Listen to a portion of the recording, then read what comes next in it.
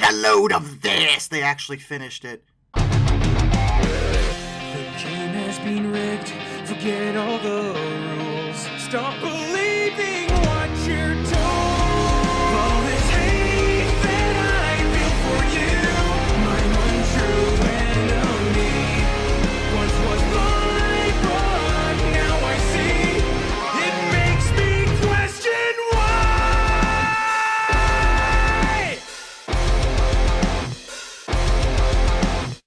When I talked about this game 2 years ago, it was still in a demo format, and it was really impressive, but I'll be fair and realistic. When it comes to these fan projects, more often than not, they just don't get finished for one reason or another. And it's, understandable. Often, in fact, in the vast majority of cases, fan projects are being done for absolutely nothing, and, that's it. There's no compensation. It's purely the notion of finishing it that gets people to actually do these projects, and their tremendous love for whatever they're paying homage to or doing a project for. So, in this way, when it comes to Sonic Triple Trouble 16-bit, the notion that it would be completely finished, naturally I was hopeful it would be, but the fact that it would be was not something that I fully expected. I wouldn't have been surprised if it had been cancelled for one reason or another, and yet here we are. They did it. They absolutely did it. Noah Copeland, full props, my guy. You actually finished the project, and you did way more than you absolutely had to. Because I'll be real, let's be fair. He could have, all he had to do was take Sonic Triple Trouble for the Game Gear, the original Game Gear game, and do a point-for-point transfer into a 16-bit format. That's all he had to do. He did not have to make it special or unique or distinctive, because had he delivered on a 16-bit version of Triple Trouble, I think people would have been happy with that. I would have been. That would have been absolutely fine. No. No, no, no, no, no. This is Noah N. Copeland.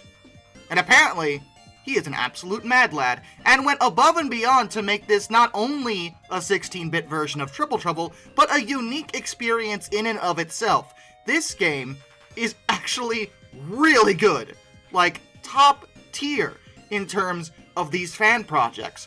It is not just a point-for-point transfer of Triple Trouble. It is in fact a reimagining of Triple Trouble, using the same basic levels, but completely redesigned and dolled up in a unique way with special stages and everything else. This is a full tilt game that I would have been happy to see back in the day on the Sega Genesis. That's how good it turned out to be.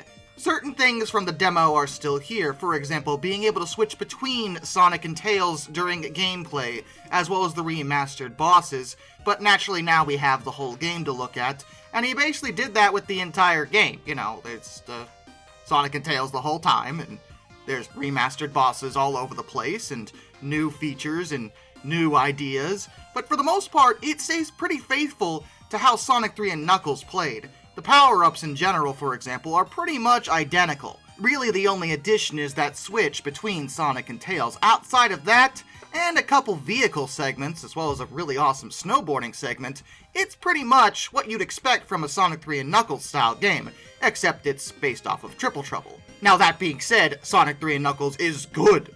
Really good. And that is fully what I would want in terms of an adaptation of Triple Trouble. Just do that. Only make some slight tweaks to make it more like Triple Trouble. And that's exactly what he did. What we have here is a full experience of a game that actually adds replay value in terms of course, getting all the Chaos Emeralds, as well as plot changes to the original Triple Trouble to make some elements make more sense. Like, Knuckles working for Eggman again? Yeah, he's not that dumb. I won't tell you what he did, but Noah went out of his way to make that make some logical sense, as well as giving a reason for why you have to gather the Chaos Emeralds again, which is something I think every game kind of needs. If you're going to gather the Chaos Emeralds, there better be an excuse for it, and he also adds that. The sprite work, the visuals, as well as the remastered music are all awesome. Absolutely phenomenal work all around, and the gameplay, well, like I said, Sonic 3 and Knuckles. It feels just the same. For the most part, when it comes to those mechanics, the only thing I've noticed, there's one thing, just one minor complaint. I feel like hit detection is a little off. In some areas, whether it be with certain bosses or just certain spots in the game, it just doesn't feel like the hit detection is quite as precise as I wish it was. Whether it be me hitting something where I feel like I did and I don't, or me getting hit when I feel like I shouldn't have, yet I do. It's one of those deals. That does not happen very often, and it is literally my only complaint. That, and I hate the water level, but I think that's a matter of personal opinion, and I think most people don't like the water levels very much in Sonic games. But, you know, it's a part of the experience, it's a part of Sonic. Seeing Fang the Sniper again is always a treat, and this is clearly a big tilt love letter to Triple Trouble, as it is definitely one of the best Game Gear games in terms of Sonic. That game was the one that really stood out among the rest, along with the original Sonic 1 port, which was barely a port, it was more of an original game altogether, as well as Sonic Chaos, which is kind of like Triple Trouble, but Triple Trouble kind of perfected the Chaos idea. But like I said, he didn't have to go to town on this and completely redesign all the levels, yet he did. And he adds the addition of being able to play as Knuckles. And much like Sonic 3 and Knuckles, Knuckles has his own unique story to play through.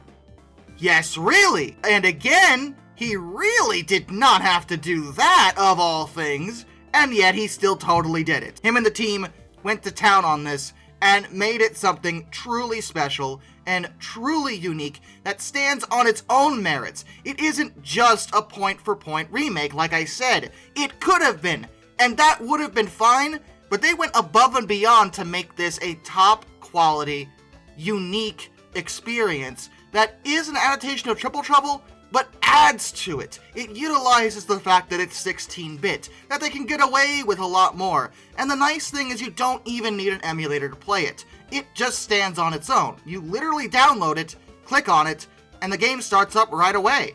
That's it. That's all you have to do. You probably have to change the screen resolution to make you be able to see it because it starts at minimum and that's way too small for me. But outside of that, the game actually went out of its way to be genuine quality. And it is. I highly, I cannot stress this enough, recommend you head to the download link in the description and give this game a try if you're a fan of classic Sonic at all. Even if you haven't played Triple Trouble, or even if you don't like Triple Trouble, try the 16-bit version that Noah Copeland has put together. Because, yo, it is way better than I could have possibly hoped for. The team did a tremendous job here. I can't stress that enough. And you absolutely are doing yourself a disservice not to at least give this experience a try.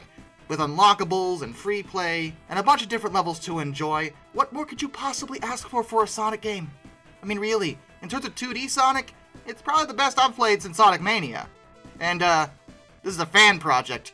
And it's free! Right, I should probably mention that. You don't have to pay for it. As a fan project, naturally, it's a free download. You just go and you download it. You're away. You don't have to pay anything for this. And it's totally worth it. Till next time, this is Darkness, and I bid you all a fond farewell. The